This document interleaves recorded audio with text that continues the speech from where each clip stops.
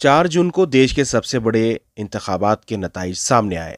इसमें बीजेपी को वोट फीसद पिछली बार के मुकाबले में काफ़ी कम मिला।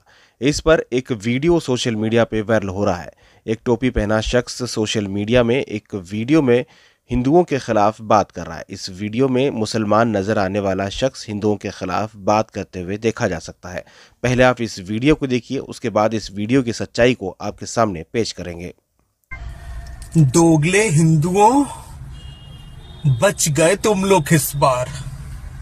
हाथ में सरकार आते आते राम भक्त हिंदुओं ने बचा लिया, नहीं तो राहुल हमें आरक्षण देता। अयोध्या में मंदिर की जगह दोबारा से मस्जिद बनती हमारी। मगर 5 साल और सही, बनेगी, अल्लाह की रहमत होगी। इस वीडियो में नजर आने वाला शख्स मुसलमान नहीं है। इसका नाम धीरेंद्र राघव है और यह आगरा का रहने वाला है।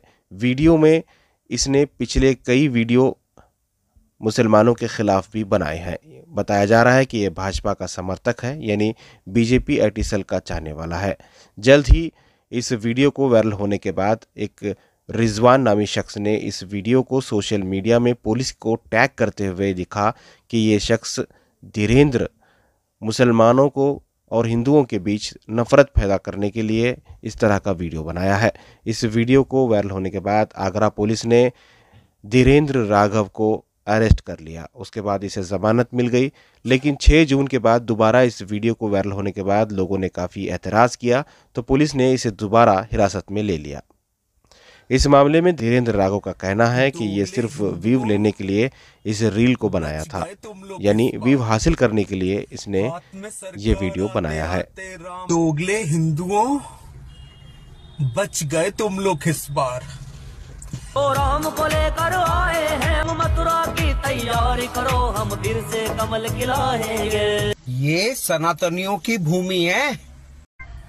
दोगले हिंदुओं, ये सनातनियों की भूमि है।